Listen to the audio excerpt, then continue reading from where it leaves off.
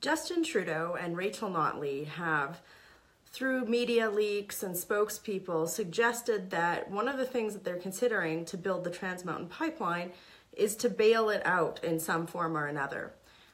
Now, this is concerning because none of us really understand what that means.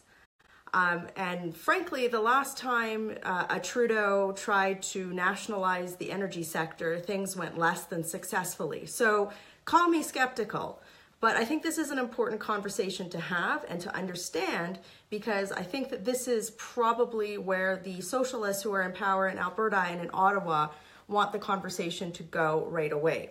It's very important when discussing this issue to see and understand how we've gotten to this point. So the Trans Mountain Pipeline crisis was not, this just didn't happen in 48 hours. This has been 2.5 years in the making. So I think it's very important for us to review history quickly. Why did Kinder Morgan issue this directive on Sunday saying that they weren't going to put any more money into the build out of Trans Mountain? Well, first of all,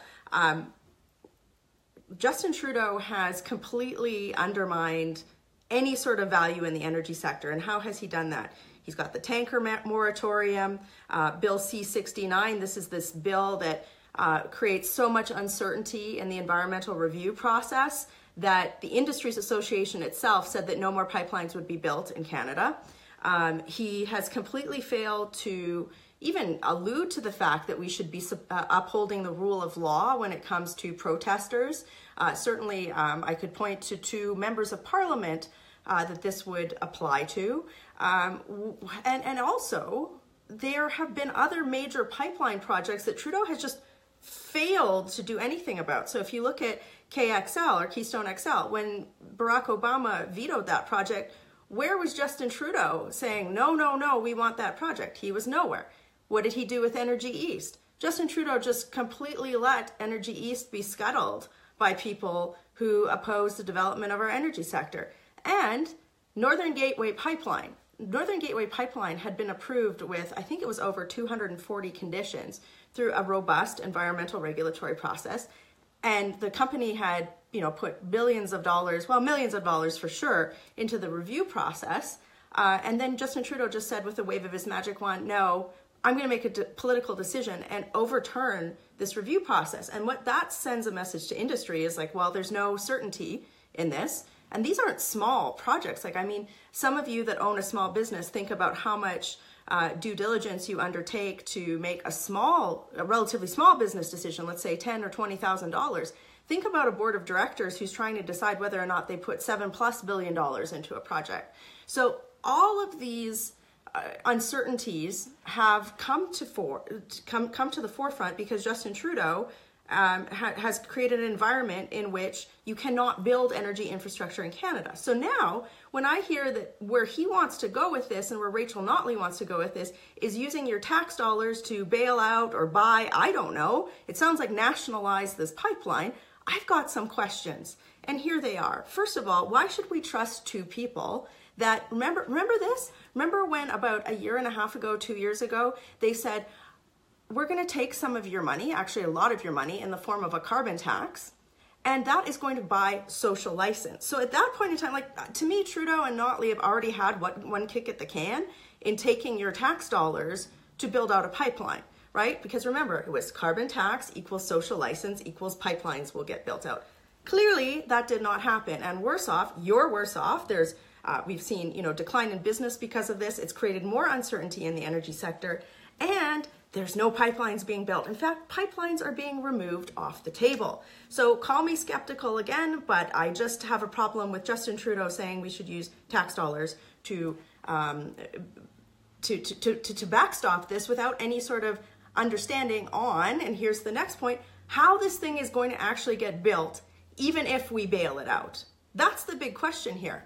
Now, I am going to, you'll find it interesting. Now, first of all, I do feel for Kinder Morgan. I can't imagine being on that board of director table, trying to get this pipeline through, going through the regulatory process, having all this uncertainty put in place for them. I feel for them. But in their release on Sunday, they didn't really outline the conditions or the things that they would want to see put in place in order for this pipeline to be built out. All of a sudden, we've now jumped to federal tax dollars being put into these pipelines.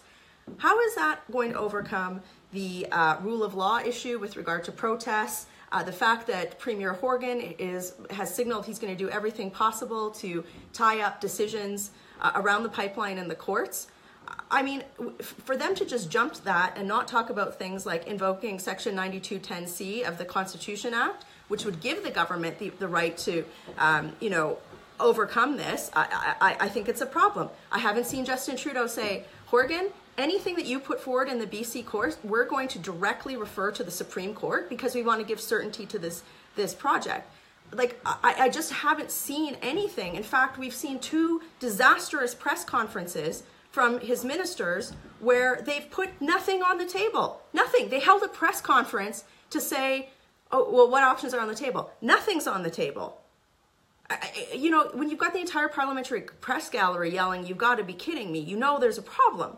So that's for me the bigger question here is, what does Kinder Morgan think are the conditions necessary to see this project built out? They need to state that publicly, and they need to put pressure on the government, because I'm sure it's great for stakeholders or their shareholders to have public funds put into this project. But I just think that it is beyond the pale that all of a sudden, after being asked to pay for things through a carbon tax, now Canadian taxpayers are being asked once again to put money into this project. Now, I want to be clear.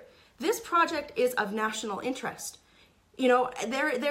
This is probably one of the most important projects that we could build right now, because it gives us a better price for our products. It's going to create jobs and growth. And frankly, Canadians provide some of the most ethical and environmentally sustainable energy products in the world. There's nothing for us to be ashamed of there. This should be pushed through.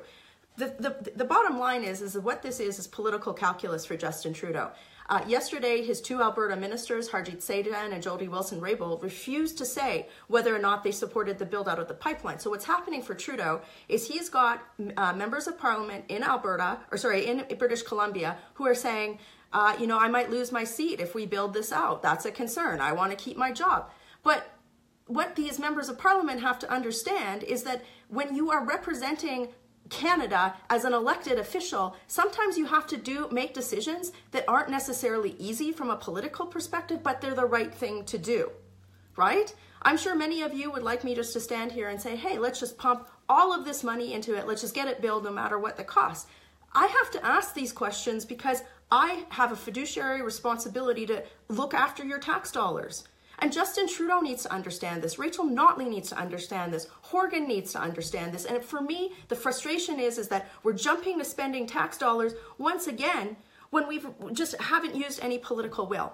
And that's what's wrong with this situation. So, as Justin Trudeau is off to Peru, yes, he went to Peru in the middle of this. That was his priority. And he can't even say that Donald Trump was going to be there to discuss NAFTA. I don't understand why he got on that plane today instead of trying to make this work. He scheduled a meeting with Horgan and Notley for Sunday because that is going to be the talking point in question period. Nothing's going to come out of that. And they don't have a cabinet meeting to discuss this until the end of April. Frankly, that's ridiculous given the timeline that Kinder Morgan has applied on the government, and the fact that my party put in place a motion earlier this year that would have required the government to table a plan on this by the middle of February that every single one of them voted against. So, when you're talking to your friends and your family and you're evaluating the decision on whether or not we should automatically be putting more money into this or taxpayer dollars into this pipeline, bring up the following points. Trudeau has done nothing. In fact, he's made it worse for pipelines to be built out in the country. Even if we put a bunch of money in here, how is it going to get built out? How is it going to get built out? Number 2, you've already paid for this social license, right? You've paid for that with this carbon tax. That was the great thing that was spun to you, yet I don't see this pipeline being built. And the third thing is, can you really trust Justin Trudeau? A Trudeau, the son of Pierre Elliott Trudeau, to have the best interest of Canada's energy sector at heart after we've seen what they did with the National Energy Program? The answer to me is no. We deserve better. Even if you're on the opposite side of the pipeline debate, even if you think it shouldn't be built out, you should be asking yourselves these questions. This is just such a failure in political leadership. So get this video out here. Make sure that people are saying, is this the best option?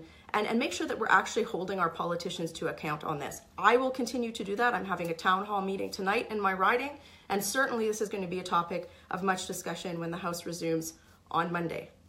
working hard for you and a little infuriated in Calgary. Have a great day.